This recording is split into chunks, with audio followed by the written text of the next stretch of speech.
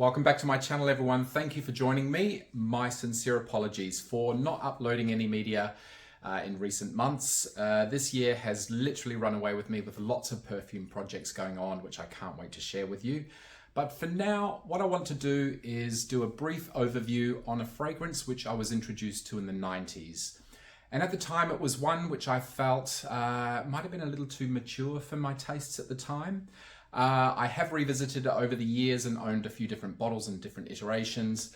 And it's really only in the past 10 years or so, I have to say, that we've struck an accord. We have an understanding of one another, and now I love it. Now, I'm not here to rave about, which formulation is better than which and what have you.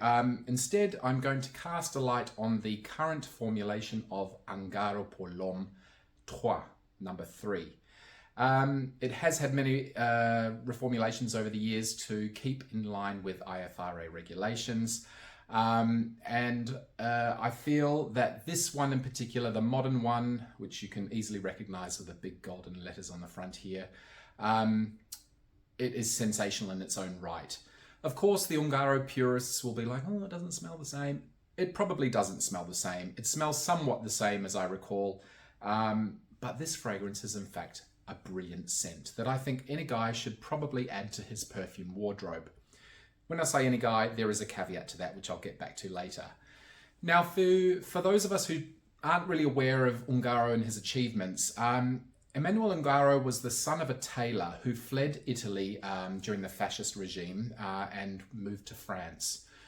He gifted his son with a sewing machine, and within 3 years of arriving in France, Emmanuel Ungaro was already creating designs for brands such as Balenciaga.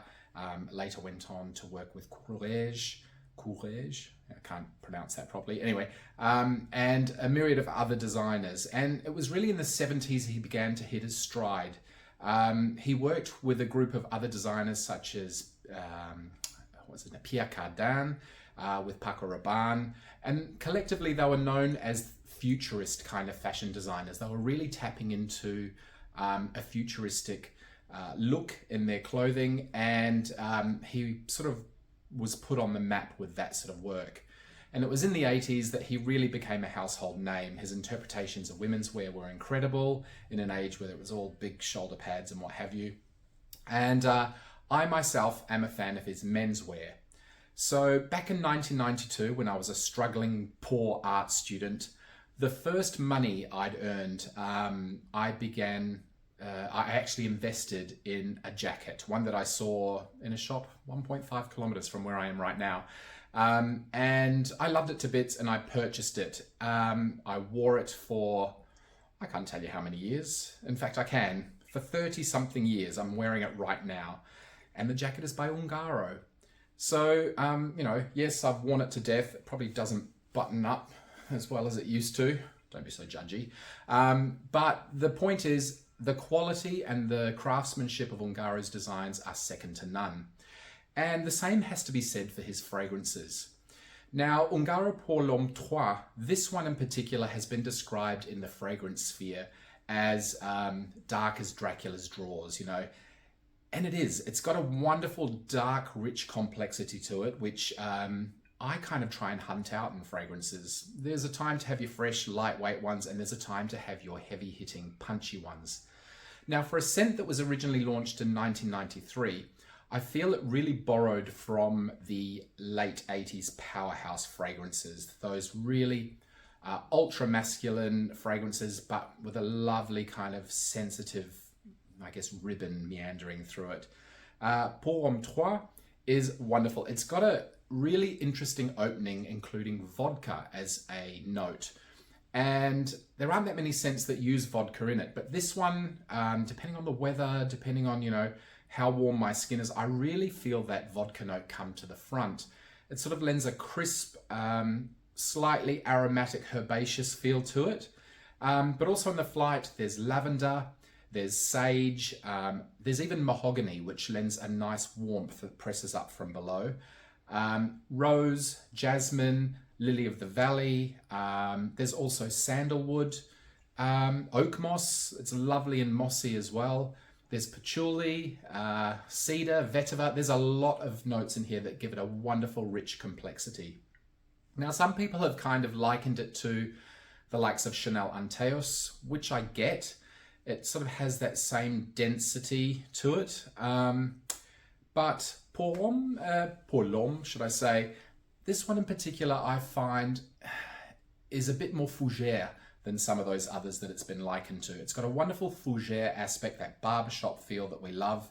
But just those beautiful florals, those rich woods, the lovely kind of, I guess, ribbons of green and aromats in here are incredible and makes Ungaro pour l'Homme 3 a must-have for any guy's collection. Now, when I say any guy, there is a little caveat there. I don't know if this is the scent for a 20-year-old to rush out and buy. As I said, for me, it took many decades to kind of have an appreciation for it. But if you're a young man and you want a scent that is going to elevate you to a point where, you know, you want to project yourself as mature or sophisticated, it could work very well in a corporate environment, then yes, you could check it out. Certainly for the chaps who are, you know, 30s, 40s, 50s and beyond, Pour l'Homme 3 is definitely something that you should check out. Interestingly, you can actually purchase it for next to nothing. And this is incredible. A fragrance of this caliber, I'm shocked to find, you know, websites and discounters selling it for $25 to $35 to $45. I picked this 100ml bottle up at a local pharmacy for 45 Australian dollars, which is 30 something in US dollars. And I could not be happier. I bought backups.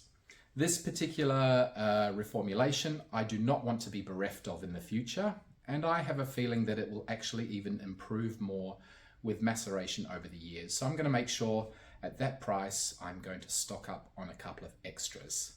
Now, thank you so much for allowing me the opportunity to cast a light on this fragrance and this designer. It is one that I feel very passionate about. I'm wearing it today and I'm loving myself. I'm kind of walking around the house and then sort of backing up and smelling my sillage in reverse. I don't know, maybe that's just something I do. Yeah, probably oversharing there, but whatever.